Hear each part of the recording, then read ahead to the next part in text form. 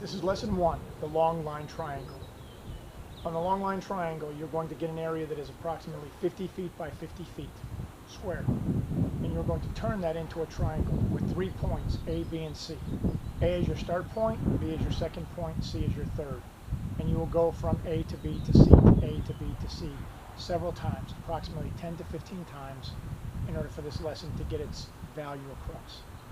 So no matter what your dog does, whether it screams, kicks, barks, rolls on the ground, spins like an alligator, or goes completely limp, no matter what it does, you keep moving. It is the dog's responsibility in order to stay comfortable, to stay close to you, and to pay attention to you. You cannot touch, you cannot look, you cannot talk to your dog. You can't make noises to give it a heads up that you're about to do anything. In fact, it's the opposite. You want to wait for your dog to lose attention on you, and then you'll move on to the next step, meaning the next point. So no matter what happens, unless it looks like it's going to injure your dog, you do not stop. You pick those points, and sometimes you may be walking, other times you may be running. So if you're walking from A to B, it's because your dog is in front of you, next to you, or behind you and knows where you are.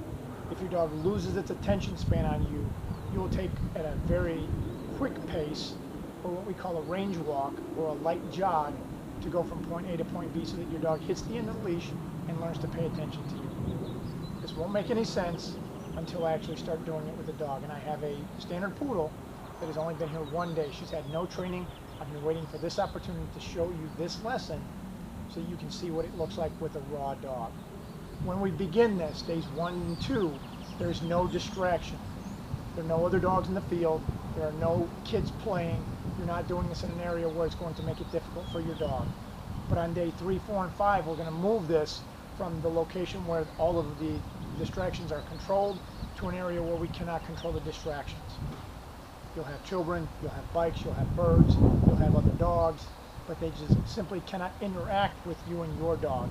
Your dog can lose attention on you, focus on them, and then you get to continue the exercise until your dog can pay attention to you under distraction. I'm sure you'll have questions.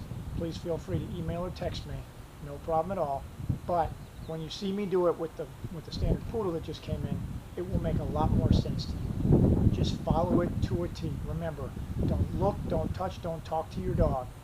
Your dog is going to be on a 15-foot line and a chain collar. No prong collars for this exercise, no flat collars for this exercise, no martingale collars. A chain collar and a 15-foot leash. You put the leash over your right hand, and then you grab it at the base like this. I'll demonstrate this again when I bring the standard poodle out. But once you do that, you are now disengaged from the dog. The dog's responsibility is to pay attention to you.